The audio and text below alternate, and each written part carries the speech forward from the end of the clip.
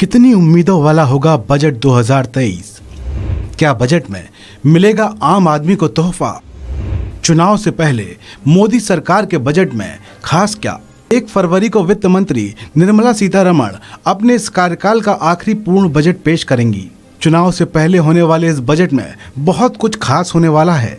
अगले साल चुनाव है, इसलिए इस बजट में सबको खुश करने की मोदी सरकार की कोशिश होगी।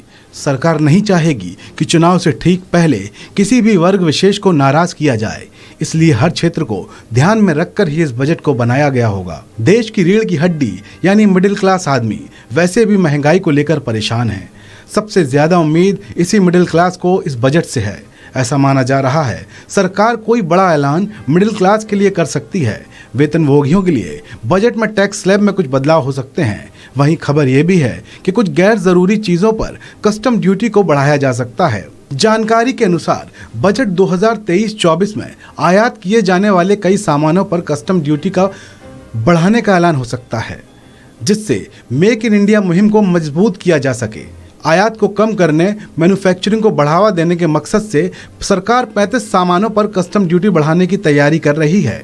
इसमें private jet, helicopter, high and electronic item, plastic के सामान, ज्वेलरी, हाई ग्लॉस पेपर और विटामिन जैसे सामान शामिल हैं। रिपोर्ट्स के मुताबिक जिन सामानों की कस्टम ड्यूटी बढ़ाने की तैयारी है, उसकी लिस्ट अलग अलग मंत्रालयों से सरकार को मिली है, जिसकी समीक्षा की गई। उसके बाद 35 सामानों पर कस्टम ड्यूटी बढ़ाने का फैसला लिया गया है। इसकी एक वजह है कि इन सामानों के भारत में निर्माण को बढ़ावा देने के लिए इनके आयात को महंगा किया जा रहा है। आयात महंगा होने से इन चीज़ों के दाम बढ़ जाएंगे। मेक इन इंडिया कार्यक्रम को मजबूत करने के लिए कस्टम ड्यूटी बढ़ाने को लेकर सरकार फैसला ले सकती है। पिछली बार भी बजट में वित्त मंत्री ने नकली ज्वेलरी, छाते और ईयरफोन जैसे सामानों पर आयात शुल्क बढ़ाया था, जिससे इनकी घरेलू मैन्युफैक्चरिंग बढ़े। वहीं वाणिज्य और उद्योग मंत्रालय ने रत्न और आभूषणों के लिए गोल्ड और कुछ दूसरे सामान पर आयात शुल्क घटाने के लिए कहा है। पिछली बार सोने पर आयात शुल्क 15% बढ़ाया गया था। सरकार ने aviation, electronics, steel and industrial production sector में कस्टम ड्यूटी को खत्म कर दिया था।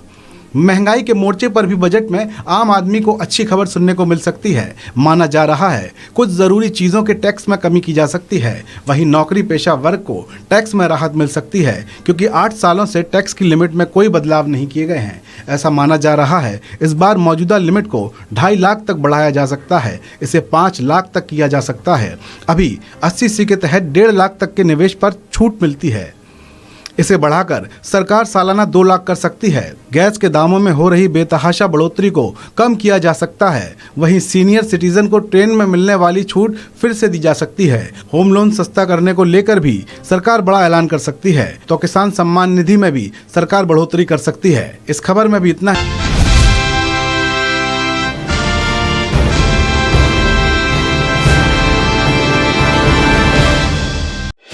मुलायम सिंह को पद्म विभूषण दिए जाने पर उद्धव ठाकरे गुट वाली शिवसेना ने बाला साहेब का अपमान बताया है। साथ ही कहा कि मौलाना मुलायम को दूसरे नंबर का सर्वोच्च सम्मान दिया गया और हिंदू हृदय सम्राट बाबा साहेब को दरकिनार किया गया। बता दें कि शिवसेना के मुखपत्र सामना में मुलायम सिंह का सम्मान हिंदू हृदय सम्राटों का विस्मरण नाम से छपे संपादकीय में लिखा गया कि स्वर्गीय मुलायम सिंह यादव को भी पद्म विभूषण पुरस्कार दिया गया। इसे आश्चर्यजनक ही कहा जाएगा। जीवित रहते कार सेवकों के हत्यारे के तौर पर उनकी अवहेलना करने वाली भाजपा सरकार को मुलायम को मरणोपरांत सर्वोच्च नागरिक सम्मान देने की जरूरत पड़ी, ये महत्वपूर्ण है। अब अयोध्या में राम मंदिर बन रहा है। उसी राम मंदिर के नाम पर हर चुनाव में वोट मांगे गए, लेकिन 1990 में हुए अयोध्या आंदोलन के दौरान उस वक्त उत्तर प्रदेश के मुख्यमंत्री रहे मुलायम सिंह यादव ने कार सेवकों पर अंधाधुंध फायरिंग की थी। उसमें सैकड़ों साधु संत और कारसेवक मारे गए और कई की लाशें तो सरयू नदी में फेंक दी गईं। तब कारसेवकों के खून से सरयू लाल हो गई थी। इस हत्याकांड के बाद भाजपा और संघ परिवार ने मुलायम सिंह को मौलाना मुलायम कहना शुरू कर दिया। उसके बाद मुलायम सिंह ने यह भी कहा कि बाबरी मस्जिद को बचाने के लिए अगर और हिंदुओं को गोली मारनी पड़ती तो वे आगे पीछे नहीं देखते। मुलायम के इस बयान के बाद भाजपा और उसके परिवार ने मुलायम सिंह पर हिंदुओं की गैर इरादतन हत्या का अपराध दर्ज करने की मांग की, लेकिन उसी मुलायम को अब प्रखर हिंदुत्ववादी आदि कहलाने वाली मोदी सरकार ने पद्म भूषण दूसरे क्रमांक का सर्वोच्च नागरिक सम्मान दिया है। वहीं इस संपादकीय में बाला साहेब के अपमान की बात कहते हुए लिखा कि ऐसा लग रहा था कि कम से कम इस बार हिंदू हृदय सम्राट बाला साहेब ठाकरे वीर सावरकर को भारत रत्न से सम्मानित किया जाएगा, लेकिन ऐसा नहीं हुआ। सावरकर के अपमान की राजनीति करने वाली भाजपा को वीर सावरकर को सम्मानित करने से किसने रोका है? अयोध्या में कार सेवकों का रक्त बहाने वालों का सम्मान किया जाता है, लेकिन हाँ, बावरी गिराने वाले मेरे शिव सैनिक होंगे तो मुझे उसका अभिमान और गर्व है। ऐसी गर्जना करके अयोध्या आंदोलन में जान फूंकने वाले हिंदू हृदय सम्राट बाला साहेब ठाकरे को मोदी सरकार भूल जाती है। बाला साहेब के नाम पर दुकान चलाने वालों की सरकार महाराष्ट्र में है। उन्होंने बाला साहेब ठाकरे का तैलचित्र विधानसभा में लगाने का बड़ा गाजावाजा किया, लेकिन अगर इसी सरकार ने शिवसेना प्रमुख बाला साहेब ठाकरे वीर सावरकर को भारत रत्न देने की सिफारिश की होती तो उनका ये ढोंग छिप गया होता। लेकिन मुलायम सिंह यादव का सम्मान करने वाली मोदी सरकार दो हिंदू हृदय सम्राटों वीर सावरकर और बाला साहेब ठाकरे को भूल गई। लोगों को इस घटना को याद रखना चाहिए। जानकारी के लिए बता दें कि बीते बुधवार को घोषित पद्म पुरस्कारों के तहत पद्म विभूषण अवार्ड के लिए सपा संरक्षक मुलायम सिंह यादव के नाम का ऐलान किया गया था। इसके बाद सांसद डिम्पल यादव और शिवपाल यादव समेत कई पार्टी नेताओं ने उन्हें देश के सर्वोच्च असैन्य सम्मान भारत रत्न से सम्मानित किए जाने की मांग की थी।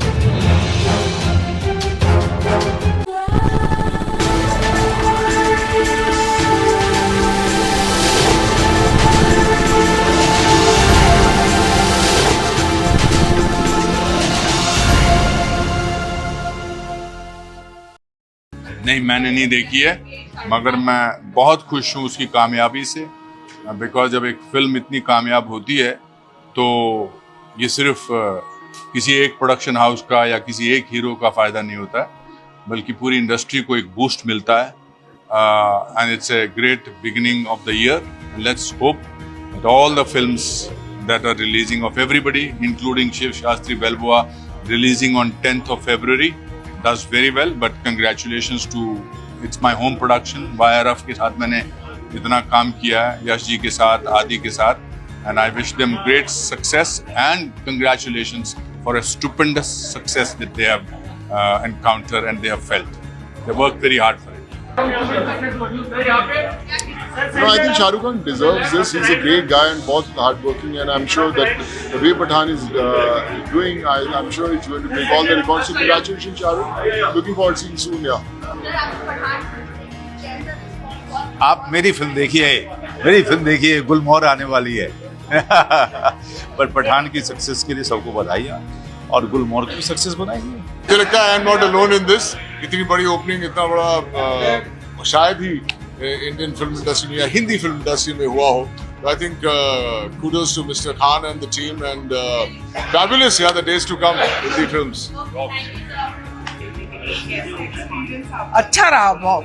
I am so happy, finally हमारी फिल्में चलने लगी। आई एम वेरी हैप्पी, बहुत मजा आया। I really enjoyed.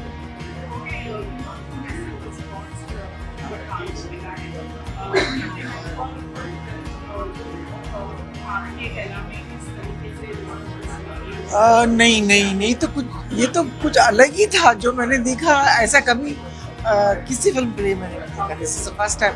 Of course when I used to go to south, उस वक्त ऐसे बहुत सारे मैंने देखे हैं, लेकिन इसके लिए पहली बार।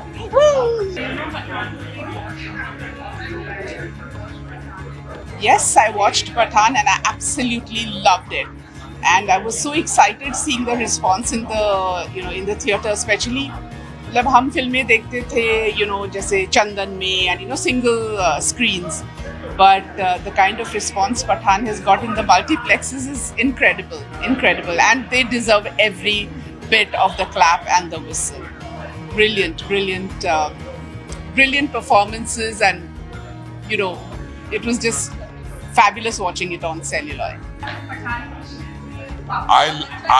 I love the film Pathaan. I loved it. We were whistling and clapping. A fantastic film. Congratulations to YRF. Congratulations to Shah Rukh, Deepika, everybody in the film. And I loved everything about Pathaan and our great Hindi film industry, one of the best industries in the world. And thank you, Pathaan. Thank you for giving us so much entertainment. Fantastic. ऐसा response अभी देखा ही नहीं मैंने Hindi film के लिए। क्या बात है। ऐसा ही होना चाहिए और मेरी दुआ है कि ऐसी फिल्में बने और ऐसे ही जो लोग हैं जो जुड़े हुए हैं। हिंदुस्तान के लोगों को दो चीज़ों से बहुत लगाव है, एक है माँ और एक है सिनेमा, तो जुड़े रहो। नहीं, साउथ की फिल्म नॉर्थ सब एक ही फिल्म है, सब इंडिया की फिल्म है। नॉर्थ साउथ मत देखो, लेकिन पठान कल 4:30 बजे नहीं सॉरी 5:30 बजे के 5:30 देखो, मैं कभी गलती कर लेता। 5:30 शो, हम 15 जन एक साथ जाएंगे, बहुत चिल्लाएंगे, नाचेंगे और सेलिब्रेट करेंगे। बहुत ही सेलिब्रेट करना जरूरी है। It's a big day for movie Pathaan, big day for the film industry and audiences are coming back. Audiences are coming back. Thank you Shah Rukh, thank you Pathan. या पठान मूवी देखी मैंने देखी, और इससे खुशी की बात क्या हो सकती है हमारी इंडस्ट्री के लिए, फिल्म इंडस्ट्री के लिए, कि Pathaan is really not only a success but it's, as I said earlier, it's an emotion. And not only in India but all over the world, the film is doing so well. Like कीजिए, subscribe कीजिए और share कीजिए। Bell icon button दबाना ना भूलें और देखते रहिए आपका अपना चैनल फोकस हिंदुस्तान, और अपने कमेंट्स ज़रूर भेजें ताकि हम फिर से हाजिर होंगे एक नई खबर के साथ।